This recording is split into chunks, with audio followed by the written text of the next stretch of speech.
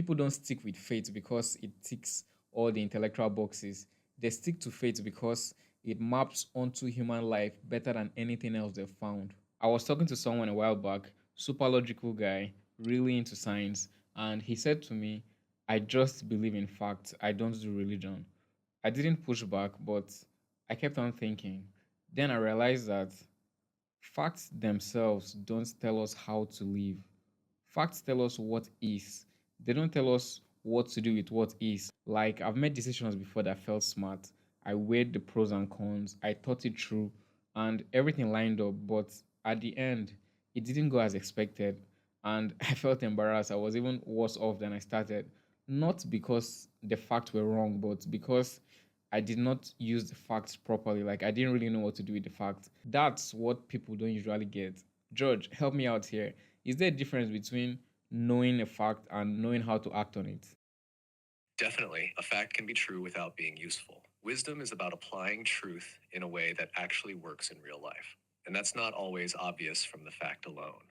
Exactly. And that's the gap people tend to overlook, especially atheists. They think religion is about believing in things that can't be proven. But the point of religion, and the Bible especially, isn't to hand you more fact. It hands you a pattern, a tested, lived pattern, like a map of how things tend to go in life. It's a framework for navigating life. It's not that logic doesn't work, it's that logic depends on what you already know, and that's the trap, right? Because you can only reason from within the boundaries of your own experience. That's why we need mentors, people who have already lived through the situations we haven't, and they help us to navigate or avoid mistakes that show their teeth, especially when it's too late. Take something simple like jobs. Let's say you're offered two positions. One pays higher right now, and the other has a little bit of a slow start but offers way more potentials in the future. To you, the higher paying one seems very obvious, but then you talk to someone older, someone who has done both, and he's like, yeah, I chased the quick check and I got stuck for 5 years, but my friend who took the slower road ended up with a team, stock options, and a peace of mind. That alone might change your decision, not because you got smarter, but because your view got widened. George, you'd say that's a pretty common benefit of mentorship, right? Absolutely. Mentorship compresses time.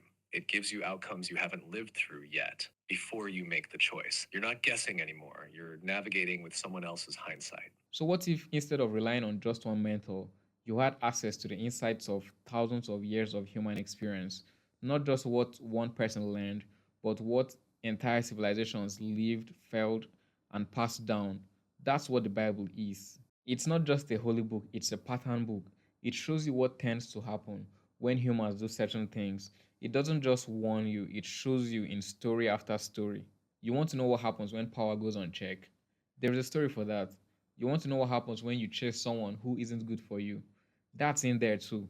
All right, so if the Bible is like this multi-generational mentor, it makes sense to ask what kind of advice is actually in there. And I'll give you one of the cleanest examples, Solomon. Now, forget for a second whether you believe the story is literal or not. Here's what happened.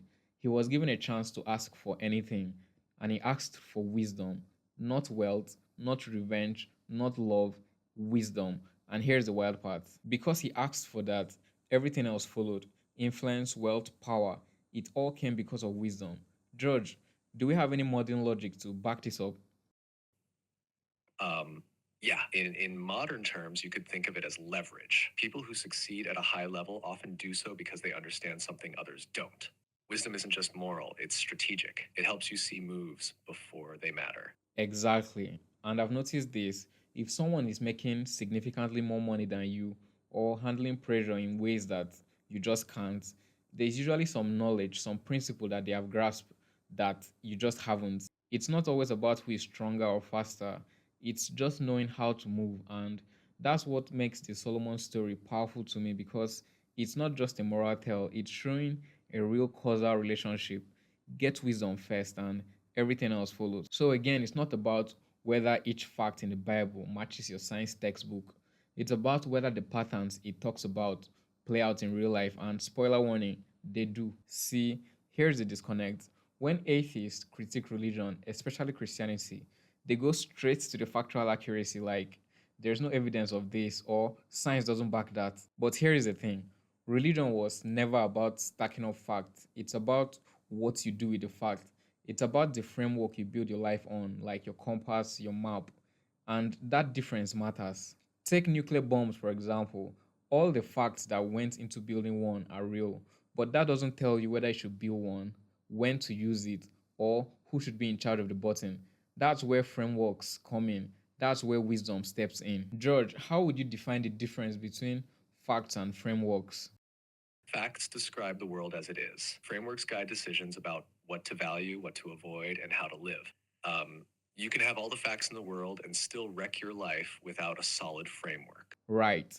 So when atheists say religion isn't true, they're usually saying, I don't buy the literal details, but truth isn't only about data. There's also phenomenological truths, what shows itself to be real through experience. And that's what keeps religion alive. People don't stick with faith because it ticks all the intellectual boxes. They stick to faith because it maps onto human life better than anything else they've found. So when someone says, I don't see any proof, I want to ask, proof of what? That bad decisions ruin life, that chasing wisdom leads to abundance and stability, or that people need a moral compass to keep them from destroying each other and themselves? Because the Bible shows all of that, not in theory, in story, in pattern, in consequence. At the end of the day, it's not about winning a debate, it's about recognizing the fact that not all truths show up in lab reports. Some truths unfold over time, in regrets avoided, in paths straightened out, and in lives that could have fallen off a cliff but didn't. The Bible isn't just a book of claims to verify, it's a manual for navigating what facts alone can't help you with. Things like meaning, legacy, and knowing what really matters when everything is on the line.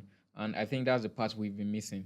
Not whether it's true in the way that science demands, but whether it tells the truth about us, and if it does, maybe it's worth more than we've been told. So I think this is a very good place to stop. Let me know what you guys think in the comment section. Like and subscribe if you found this interesting, and see you guys in the next video. Peace.